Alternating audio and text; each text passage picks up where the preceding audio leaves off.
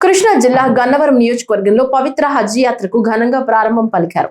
స్థానిక S M convention centre లో హాజీల కోసం ఏర్పాటు చేస్తున్న బస కేంద్రాల నుంచి యాత్రను మైనార్టీ సంక్షేమ శాఖ మంత్రి ఎండి ఫారూక్ ప్రారంభించారు. ముందుగా హాజీలంతా సమావేశమై ప్రార్థనలు నిర్వహించి యాత్ర సుఖ సమృద్ధిగా కొనసాగాలని దువా చేశారు. ఈ కార్యక్రమానికి ముఖ్య అతిథులుగా మంత్రి కొల్లు రవీంద్ర, ఎమ్మెల్యేలు యార్లగడ్డ వెంకట్రావు, నజీర్ పాల్గొన్నారు. ప్రార్థనలు అనంతరం 160 మంది హాజీలతో ప్రత్యేక బస్సులను మంత్రులు జెండా ఊపి యాత్రను ప్రారంభించారు. ఈ రోజు మధ్యాహ్నం 2 గంటలకు గన్నవరం అంతర్జాతీయ విమానాశ్రయం నుంచి సౌదీ అరేబియాకు హాజీలు బయలుదేరనున్నారు. ఈ పవిత్ర యాత్ర సౌదీ అరేబియాలో సుమారు 40 రోజుల పాటు కొనసాగనుంది. ముస్లిం సోదరులు పవిత్రంగా భావించే యాత్ర హజ్ యాత్ర. ఈ హజ్ యాత్రకి జీవితంలో ఒక్కసారన్నా ప్రతి ఒక్క ముస్లిం సోదరుడు హజ్ యాత్రలో పాల్గొని మక్కాకి వెళ్ళాలనేది ప్రతి ఒక్కరూ జీవిత ఆశయం. ఆంధ్రప్రదేశ్ రాష్ట్ర ప్రభుత్వం మైనార్టీ విభాగం ఆధ్వర్యంలో మైనార్టీ కార్పొరేషన్ నుంచి ₹1,00,000 వాళ్ళ యాత్రకి ఉచితంగా అందించడం జరుగుతుంది. అలాగే అక్కడ అకామిడేషన్ కానీ, అట్లాగే వాళ్ళకి అక్కడ ఎలా రూట్ మ్యాపింగ్ కానీ అంతా కూడా మానిటర్ చేయడం జరుగుతుంది. దగ్గర దగ్గర మన ఆంధ్ర రాష్ట్రం నుంచి 1987 మంది వెళ్తా ఉన్నారు వివిధ ప్రాంతాల నుంచి. ఒక విజయవాడ నుంచి గన్నవరం ఎయిర్పోర్ట్ నుంచి 353 మంది ఈ యాత్రకు వెళ్తున్నారు. ఈరోజు 157 మంది ఈరోజు మరి వాళ్ళు యాత్రకు వెళ్తూ ఉన్నారు.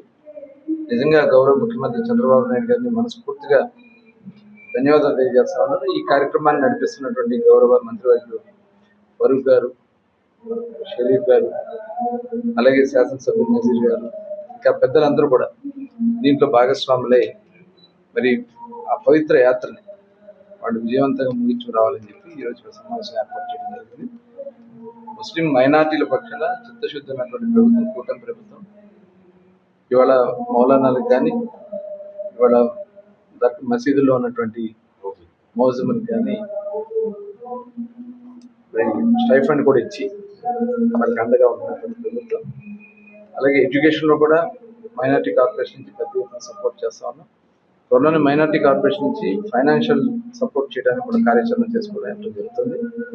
ఇది కూటమి ప్రభుత్వం పేదల పక్షాన ఉంటుందడానికి, మరొకసారి ముస్లిం పక్షాన ఉంటుందని ఇది ఒక ఉదాహరణ తెలియజేస్తాం.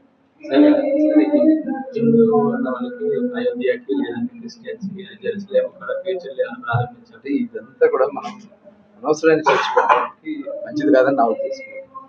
ఎందుకంటే ఇవాళ సెక్యులర్ స్టేట్, ఇక్కడ అన్ని మతాలకి అన్ని ఒకరు గౌరవించుకోవడం మన సంప్రదాయం.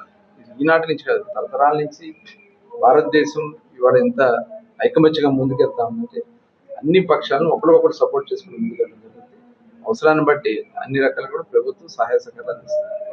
నేను కూడా దేశంలో ఎవరు ఎక్కడ కూడా చూసింది అది దట్ చంద్రబాబు నాయుడు. నాకు అనుభవం ఉంది కాబట్టి నేను గతంలో కూడా 1999, 2000 కూడా హజ్ కంప్లీట్ కాకపోతే హైదరాబాద్ లో మిలాన్ టైం దగ్గర టెంపరీ క్యాంప్ ఏర్పాటు చేశాం. టెంపరీ క్యాంప్ లో కూడా అక్కడ టాయిలెట్స్ కట్టించాము, దుకాణాలు కట్టించాము, వారికి కావాల్సిన భోజన సదుపాయాలు ఆ మిలాన్ ట్యాంక్ కూడా సుందరంగా చేసాం. ఇప్పుడు కూడా ఆ రకంగా ఉంది. లైట్లు వేసి అవి వేసి బ్యూటిఫుల్ గా చేసాం. తర్వాత హజ్ హౌస్ వచ్చింది నెక్స్ట్ ఇయర్. హజ్ హౌస్ కూడా చంద్రబాబు నాయుడు గారు అధికారం ఉన్నప్పుడు, ముఖ్యమంత్రిగా ఉన్నప్పుడే హజ్ హౌస్ కట్టించాం. అప్పుడు కూడా నేను మంత్రిగా ఉన్నాను. మరి అప్పుడు కూడా బ్రహ్మాండంగా దేశంలో మేము తిరిగి వచ్చాం. ఎక్కడ క్యాంప్ బాగుంటుందో అంతకన్నా బాగుండాలి మన దేశంలో అని చెప్పి, మన రాష్ట్రం అని చెప్పి ఆ రోజు చంద్రబాబు నాయుడు గారు తిన్నప్పుడు పోయాం. ఎంబార్కేషన్ పాయింట్ లేదు. వాజ్పేయి దగ్గరికి పోయి సార్ మనకు ఎంబార్కేషన్ పాయింట్ కావాలా అని చెప్పి అడిగినాం. ముఖ్యమంత్రి గారు చంద్రబాబు నాయుడు గారు ఫోన్ చేశారు. ఎంబార్కేషన్ పాయింట్ ఇమీడియట్ ఇస్తామని చెప్తే హైదరాబాద్ నుంచి క్యాంప్ ఏర్పాటు చేశాం. ఇప్పుడు కూడా ఎంబార్కేషన్ పాయింట్ మనకు లేదు. ఇక్కడ మన రాష్ట్రంలో మనకు సంబంధించిన హాజీలంతా హైదరాబాద్కు, చెన్నైకు, లేకపోతే బెంగళూరుకు పోతా ఉన్నారు. అటువంటి సదుపాయం ఇంతకన్నా మంచి సదుపాయం చేసి మన ఎక్కడి నుంచి పోయే వాళ్ళకి హాజీలకు ఎంకరేజ్మెంట్ చేద్దాం. ఎంబార్కేషన్ పాయింట్ విజయవాడలోనే ఉండాలి. విజయవాడ నుంచి మన హాజీలు ఎవరైతే ఉన్నారో హజ్కు పోయే వాళ్ళు ఇక్కడి నుంచి పోవాలని చెప్పి నిర్ణయం ముఖ్యమంత్రి గారిది. ముఖ్యమంత్రి గారు మొదటి నుంచి కూడా మనం చేసే సదుపాయాలు ఎవరు చేయకూడదు, మనకు మంచి పేరు రావాలా, చెడ్డ పేరు రాకూడదు అనేది ఆయన ఆశ.